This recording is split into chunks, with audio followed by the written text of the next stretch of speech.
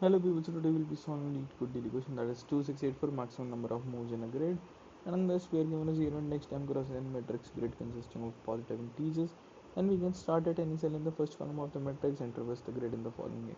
And from a cell of at row column we can move to any of the cells which are row minus 1 column plus 1, basically diagonally upright, upright basically, and row column plus 1 right, and row plus 1 column plus 1, basically that means down right. Okay, and such that the value of the cell you will move to should be greater than the value of the current cell, and we have to return the maximum number of moves that we can perform. Okay, so for example in the given matrix, then basically we have to tell the longest path in which all the numbers, like the previous number, will be strictly smaller than the current number. For example, this 2 4 9 11, basically the next number should be greater than the current number, so we have to find the longest path in this. And for that we'll be needing the recursion, and with a mix of TP, because we can store at any particular state which is the longest path we can get from that particular, just a second.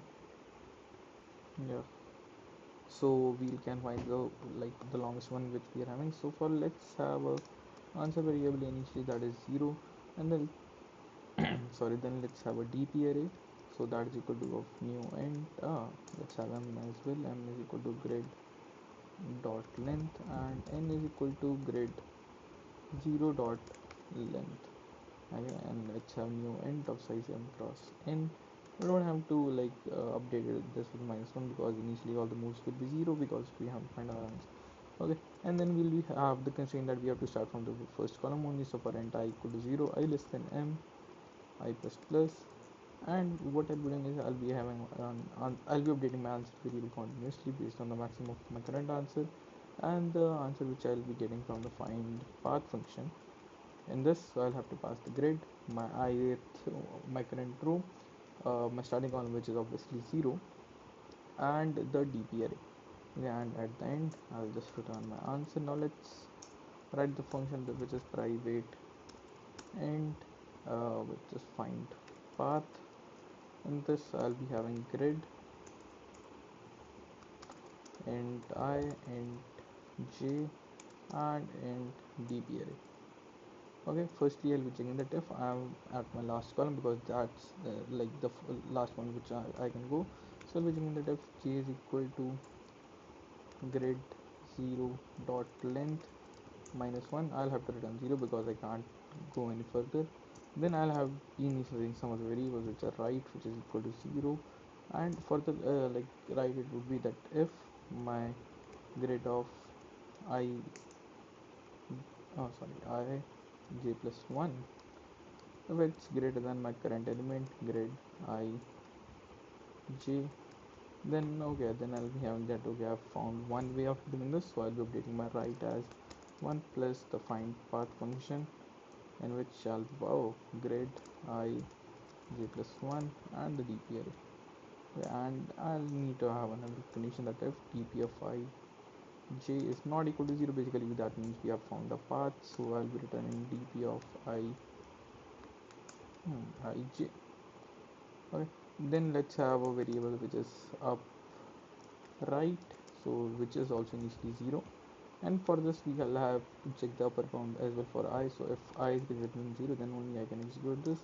And then again same this, that if grid of I minus 1 j plus 1, if it is greater than my current grid I j, then what I'll have to do is I'll be doing that upright is equal to 1 plus same, call the recursive function again, find path grid, pass the parameters I minus 1 j plus 1 and the dp array.